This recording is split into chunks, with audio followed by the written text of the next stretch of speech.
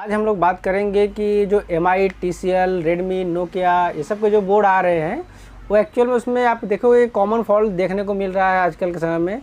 लोगों पे हैंग हो रहा है या एंड्रॉयड लिख के रुका हुआ है, उसी पे गोल गोल घूमता है, थोड़ा टाइम घूमेगा उसके बाद में फिर वो बंद हो जाएगा, या फिर वो MI लिख के आएगा उसी पे रुका रहेगा, उसके बाद में वो चला जाता है रीसेटिंग मोड में। आप वहाँ पर जो बोलते हैं ना रिबूटिंग मोड में चला जाता है, या फिर बोल सकते हो कि इरेजिंग मोड में चला जाता है। तो वहाँ से आप वाइप कैचे पार्टीशन को रिमूव करोगे, फिर से आप देखोगे कि सेम आएगा, MI लिख के आएगा, फिर से उसी जगह पर चला जाएगा। ये सब सिम्टम्स जो है वो बहुत ही अच्छे सिम्टम्स बोल सकते हो कि आपको इंडिकेट कर देता है कि आपको सॉफ्टवेयर का फॉल्ट है या सॉफ्टवेयर आपका करप्ट हो गया है, MMC ख़राब हो गया है। अगर ऐसा न हो कि आपको MMC ख़राब हो और इंडिकेशन मालूम ही नहीं पड़े कि भाई MMC हमारा ख़राब है कि नहीं ख़राब है, तो आपको थोड़ा सा दिक्कत होता है। लेकिन अगर वो इस तरह से लोबो हैंग हो जाता है, एंड्रॉयड पे घूमेगा, या फिर आपको डायरेक्ट रीसेट मोड में चला जाता है, तो वैसे फॉल्ट कैसे होते हैं आइडेंटिफाई हो जाते हैं कि भाई ये हमारे सॉफ्टवेयर का फॉल्ट है, इसमें सॉफ्टवेयर करप्शन का है, दिक्कत है, ठीक है, सॉफ्टवेयर हमारा करप्ट हो गया है या फिर MMC हमारा हेल्थ डाउन हो गया है। तो ऐसे फॉल्ट को आप MMC के थ्रू ही रिपेयर कर सकते हो। अगर आप पेन ड्राइव से सॉफ्टवेयर मारते हो, कभी भी ध्यान रखिए पेन ड्राइव से सॉफ्टवेयर मारने में दिक्कत ये आती है कि उसके अंदर आपको ये देखने को मिलेगा कि सॉफ्टवेयर तो आप मार दिए, फिर 1-2 दिन के बाद फिर से वो हैंग हो जाता है या उसी कंडीशन में फिर से आ जाता है वो। तो इससे दिक्कत क्या होता है कि आप विदाउट उसका हेल्थ चेक किए, MMC का विदाउट हेल्थ चेक किए आप उसको ज़बरदस्त सॉफ्टवेयर चढ़ा रहे हो। किसी किसी में चढ़ जाएगा तो ठीक है, किसी किसी में नहीं चढ़ता है। अगर नहीं चढ़ने का मेन रीज़न ये होता है कि आपकी MMC का जो हेल्थ है वो बहुत ही वीक हो गया रहता है, या फिर एक्सेस लिमिट हो गया रहता है, या फिर 50 से 60% चला जाता है, या फिर 80 to 90% यूज़ हो जाता है। तो वैसे कंडीशन में आपको ये सब प्रॉब्लम फेस करने को मिलेगा। तो राइट वे यही है कि अगर कभी भी आपके पास सॉफ्टवेयर का फॉल्ट आए, लोबो हैंग या फिर आपका एंड्रॉयड पे घूम रहा है, तो डायरेक्ट ही आप पेन ड्राइव से सॉफ्टवेयर मत चढ़ाइए। मेरा कहने का विचार ये है कि आप डायरेक्ट ही पेन ड्राइव से सॉफ्टवेयर न चढ़ाइए, क्योंकि हम लोग देख रहे हैं, करके भी देख रहे हैं, ट्राई भी कर रहे हैं, उससे दिक्कत ये हो रहा है कि हम लोग उसका प्रॉपर चेकअप नहीं कर पा रहे हैं। आप बोल सकते हो उसका हेल्थ ही नहीं मालूम पड़ पा रहा है कि उसका हेल्थ सही है या नहीं सही है। एक बार आपको हेल्थ मालूम पड़ गया कि हाँ भाई इसका हेल्थ सही है, तो फिर आपका काम हो जाएगा। अगर आपका हेल्थ डाउन है और सॉफ्टवेयर आपने पेन ड्राइव से चढ़ाया, फिर वो 2 दिन 4 दिन 6 दिन चलने के बाद फिर से वो इसी कंडीशन में आ जाएगा और हैंग करेगा। लेकिन अगर एक बार आप MMC को अच्छे से हेल्थ आप जब चेक कर लोगे, तो आपको उसका जब भी सॉफ्टवेयर मारोगे तो आपको प्रॉपर तरीके से आपको रिजल्ट मिलेगा और आपका जो TV है वो फास्ट वर्किंग करेगा। अगर आप बिना हेल्थ चेक किए आप सॉफ्टवेयर मारेंगे तो उसका जो है फिर से वही दिक्कत आएगा और आपका TV जो हैंग भी करना स्टार्ट रहेगा, उसका वो प्रॉब्लम जाएगा नहीं। आप कस्टमर को देखो, कस्टमर का यही रिप्लाई आएगा कि भाई हमारा TV फिर से वैसे ही जैसा था वैसे ही फिर से वो हैंग कर रहा है, बराबर।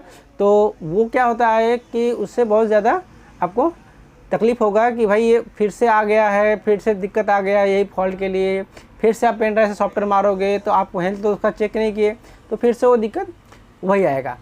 क्योंकि अभी हम बताते हैं कि हमने MI के कम से कम नहीं तो 15-20 बोर्ड 25 बोर्ड थे हमारे पास, सब सर्विस सेंटर से रिटर्न आए थे, सर्विस सेंटर से आए थे, क्योंकि वो लोग का क्या छोटा सा फॉल्ट रहता है तो वो लोग क्या करते हैं बोर्ड को चेंज करते हैं।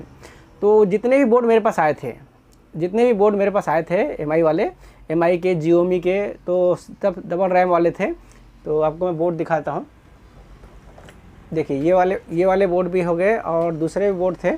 तो वो सब बोर्ड थे जिसके अंदर सिंगल रैम, डबल रैम, 43 का। तो हमने सब में एक ही सिम्टम्स पाया ये कि सबके हेल्थ डाउन थे और सब कंपनी से इसीलिए रिजेक्ट किए गए थे कि उसका हेल्थ की वजह से वो TV हैंग कर रहा था, हेल्थ की वजह से वो TV क्या कर रहा था, हैंग कर रहा था, बस एक ही दिक्कत था। और किसी में जैसे कि अगर 30-35 पीस थे तो उसके अंदर कैसे थे कि उसमें से 5-6 बोर्ड आपका पावर सप्लाई का दिक्कत था, 2-3 बोर्ड में वाईफाई काम नहीं कर रहा था, 1-2 बोर्ड में साउंड नहीं था, और बाकी सब में एंड्रॉयड लोबो पे हैंग थोड़ा टाइम चलता है, बंद हो जाता है। ऐसे सिम्टम्स हमको देखने को मिले थे। तो वो सब बोर्ड को रिपेयर करने में हमको 2 से 3 दिन गया, लेकिन रिजल्ट आ गया।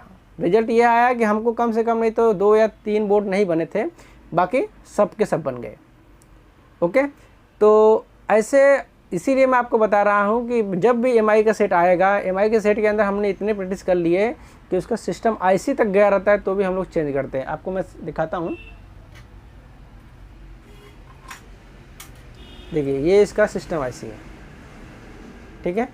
तो इसके अंदर कुछ भी गया रहेगा तो हम लोग अब इतने माहिर हो गए इस बोर्ड के अंदर कि भाई कुछ भी हुआ रहेगा हम लोग चेंज करते हैं। अगर आप मुंबई में हो या आउट ऑफ मुंबई हो, अगर आप मुंबई में हो या आउट ऑफ मुंबई हो, अगर आपके पास इस तरह के बोर्ड आते हैं और आपसे नहीं रिपेयर होता है तो उस बोर्ड को जो है ज़्यादा छेड़छाड़ ना कीजिए, क्योंकि अगर आपने एक बार वोल्टेज चेक कर लिया, अगर आपने एक बार वोल्टेज चेक कर लिया है कि हाँ भाई इतना इतना वोल्टेज जहाँ जहाँ बनना चाहिए तो वहाँ पर वोल्टेज सही तरीके से बन रहे हैं, फिर भी आपका टीवी बंद चालू हो रहा है, तो हो सकता है ये सॉफ्टवेयर के फॉल्ट हो या फिर आपके सिस्टम आईसी ओवरहीट की वजह से टीवी बंद हो रहा है। दो ही सिम्टम्स, ठीक है, ओवरहीटिंग या फिर आपका सॉफ्टवेयर करप्ट हो या उसमें से कोई सप्लाई हाई बनता हो तो ये दिक्कत आता है, या तो रैम की सप्लाई या तो सीपीयू की सप्लाई। बाकी और उसमें तीसरा कोई दिक्कत आने वाला नहीं है, सप्लाई सब ओके है, फिर भी आपका टीवी बंद चालू या चालू नहीं हो रहा है तो एक बार आप सॉफ्टवेयर पे जाइए, सॉफ्टवेयर पे जाओगे तो आपको ये फॉल्ट मिल जाएगा। क्योंकि 90% जो बोर्ड आ रहा है, 80% 90% बोल सकते हो आप बोर्ड को कि अगर उसका सॉफ्टवेयर करप्ट होगा तो आपका स्टैंड बाई की लाइट भी नहीं आएगी, ठीक है। क्योंकि वो सिस्टम उन लोग का ऐसा बना दिया है कि भाई पहले तो कोई बोर्ड लो तो कम से कम स्टैंड बाई की लाइट आता था ना, लेकिन अभी ऐसा नहीं होता है। अगर आपका सिस्टम आईसी ख़राब होगा तो स्टैंड बाई का लाइट भी नहीं आएगा, या फिर आपका एमएमसी करप्ट रहेगा, सॉफ्टवेयर करप्ट रहेगा तो भी आपका स्टैंड बाई का लाइट नहीं आएगा। तो ये सब सिम्टम्स, अगर आपका लाइट भी नहीं आ रहा है तो ये मत सोचिए कि हमारा सिस्टम ऐसे खराब, ऐसा नहीं है, सॉफ्टवेयर भी करप्ट है। अगर आपसे सॉफ्टवेयर काम नहीं हो पा रहा है तो आप बोर्ड हमको कुरियर कर दीजिए, हम आपको एड्रेस दे देंगे प्रॉपर, आप जब बोलोगे कमेंट में डाल देना।